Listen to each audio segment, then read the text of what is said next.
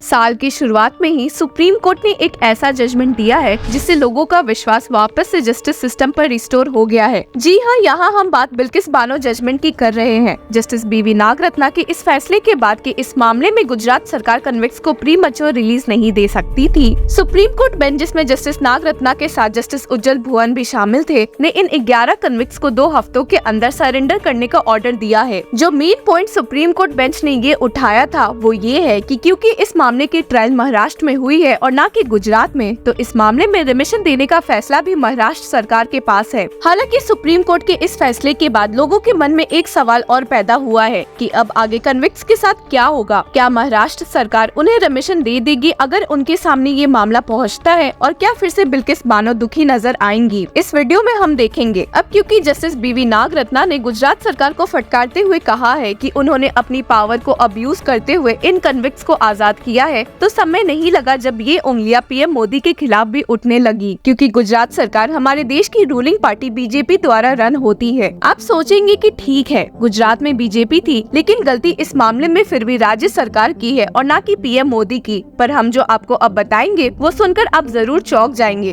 तो असल में गुजरात सरकार ने इन 11 कन्विक्ट्स को प्री मैच्योर रिलीज करने की बात सेंट्रल गवर्नमेंट से डिस्कस की थी और उन्होंने भी इसके लिए हामी भरी थी, और तभी जाकर इन अक्यूज्ड को रिलीज किया गया था। इसी बात पर जोर देते हुए सीनियर एडवोकेट अभिषेक मनु सिंघवी ने बीजेपी पर निशाना साधा था और एक इंटरव्यू में कहा था, it is now clear that the decision to release the people convicted in the Bilkis Bano case was taken after the consent and permission of the central government. और तो और कांग्रेस पार्टी ने भी वक्त जाया नहीं करते हुए बीजेपी को क्रिमिनल्स का सपोर्टर बताया है और कहा है कि आखिरकार उनकी एंटी वुमेन पॉलिसीज अब लाइमलाइट में आ रही है। Rahul Gandhi stated the tendency to kill justice for electoral gains is dangerous for the democratic system. Today, the Supreme Court's decision once again told the country who is the patron of criminals. आपको बता दें कि इस मामले में BJP already target हो रही थी, क्योंकि इन 11 कन्विक्ट्स को रिलीज करने के लिए जिस पैनल को कंसल्ट भी किया गया था उसमें बीजेपी से जुड़े लोग ही मौजूद थे, और यहाँ तक कि इस फ्लिमजी एक्सक्यूज को यूज किया गया था कि क्योंकि अक्यूज्ड ब्राह्मण है तो वे ऐसे घिनौने काम नहीं कर सकते। हालांकि मामला यहाँ खत्म नहीं होता है। बीजेपी इसलिए भी टारगेट हो रही है क्योंकि उन्होंने 1992 रेमिशन पॉलिसी का इस्तेमाल किया था, इसके बावजूद कि उनके पास 2014 में एक न्यू पॉलिसी थी, और इसी वजह से अब सारी नजर महाराष्ट्र के रेमिशन पॉलिसी पर टिकी हुई है।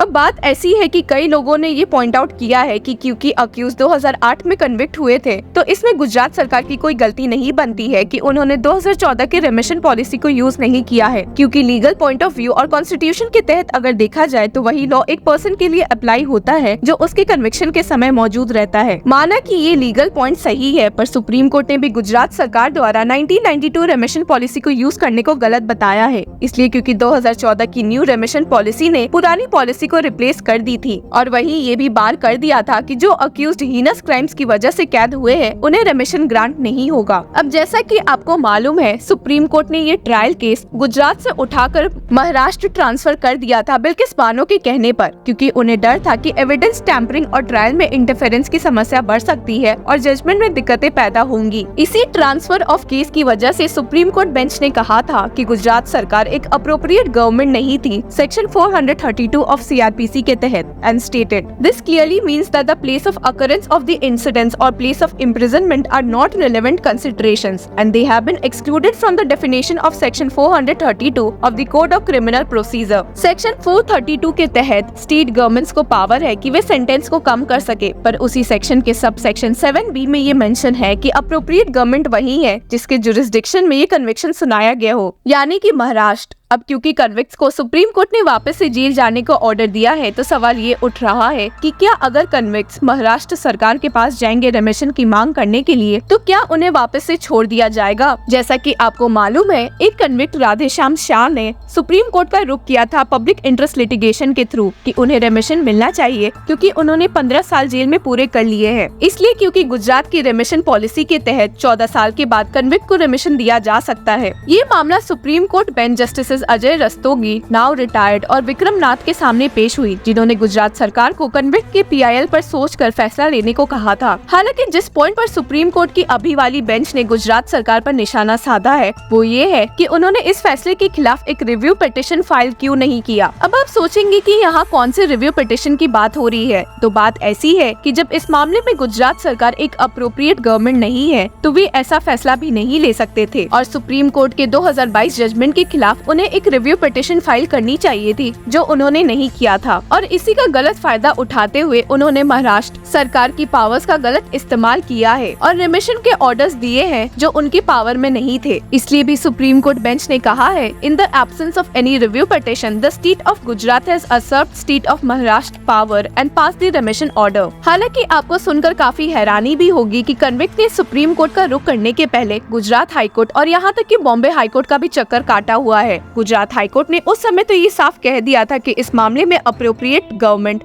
बॉम्बे हाईकोर्ट है, इसलिए राधे श्याम फिर उधर पहुंचे। बॉम्बे हाईकोर्ट ने इस मामले में कोई भी फैसला लेने के पहले उस स्पेशल CBI कोर्ट और जस्टिस को कंसल्ट किया जिसने इन 11 को अक्यूज डिक्लेयर किया था और उन्होंने अपनी रिपोर्ट नेगेटिव में दे दी। और वहीं जब शाह सुप्रीम कोर्ट पहुंचे तो उन्होंने ये सारी बातें सुप्रीम कोर्ट से हाइड की थी कि कैसे अभी तक कन्विक्ट्स ने फाइन के पैसे नहीं जमा किए हैं और जिन एजेंसीज ने इस मामले की जाँच की थी वे रिमिशन के सख्त खिलाफ है। इन सब को भी ध्यान में रखते हुए जस्टिस BV नागरत्ना और जस्टिस उज्जवल भुवन की सुप्रीम कोर्ट बेंच ने प्रीवियस सुप्रीम कोर्ट के फैसले को नल घोषित कर दिया और इसी के साथ सुप्रीम कोर्ट बेंच ने स्टेट किया, had the state of Maharashtra considered the applications of respondent numbers 3 to 13 for remission, this vital opinion of the presiding judge of the court which had convicted them would have carried weight in the mind of the government of the state of Maharashtra as well as the terms of the government's resolution dated 11 April 2008 which was the applicable policy for remission। तो सवाल अब ये उठता है कि Maharashtra remission policy क्या कहती है। तो ऐसा है कि 2008 में स्पेशल CBI जज ने बानो के अक्यूज्ड को लाइफ इम्प्रिजनमेंट की सजा सुनाई थी गवर्नमेंट रेजोल्यूशन 2008 के तहत, जिसमें ये बात मेंशन है कि रिमिशन एटलीस्ट 18 साल की सजा पूरी करने के बाद ही ओपन है डिस्कशन के लिए। अगर ऐसा है तो कन्विक्ट्स को कोर्ट का रुख करने के लिए पहले 18 साल की सजा कंप्लीट करनी होगी और वे 2026 में ही बॉम्बे हाईकोर्ट का रुख कर सकते हैं। और इस 2008 गवर्नमेंट रेजोल्यूशन में एक और पॉइंट हाईलाइटेड है जो मोस्टली इस केस के कन्विक्ट्स पर अप्लाई होगा, that is the resolution separately identify cases of brutal crimes against women that involve exceptional violence under which the convicts would be eligible for remission only after serving a sentence of 28 years. अब doubt ये है कि 2008 की government resolution इस case में apply होगी या 1992 की, क्योंकि सजा अक्यूज्ड को जनवरी 2008 में सुनाई गई थी और ये गवर्नमेंट रेजोल्यूशन अप्रैल में आया है, पर इसने पुराने सारे गवर्नमेंट रेजोल्यूशंस को रिप्लेस कर दिया है। लेकिन इन सब के बावजूद भी बात ऐसी है कि अगर 1992 की गवर्नमेंट रेजोल्यूशन फॉलो भी होती है तो उसमें रेमिशन उन कन्विक्ट्स को जो सेक्सुअल मैटर्स में लाइफ इम्प्रिजनमेंट की सजा काट रहे हैं को 22 साल की सजा के बाद ही देने का सोचा जा सकता है और यहाँ तक कि 28 साल के बाद अगर मामला बहुत वायलेंट और हीनस हो। ऑल इन ऑल महाराष्ट्र की रेमिशन पॉलिसी के हिसाब से कन्विक्ट्स कम से कम 2030 के पहले बाहर नहीं दिख पाएंगे और शायद अब जाकर बानो चैन की सांस ले सकती है। इस लीगल अपडेट से जुड़े रहने के लिए कीप फॉलोइंग लॉ चक्रा।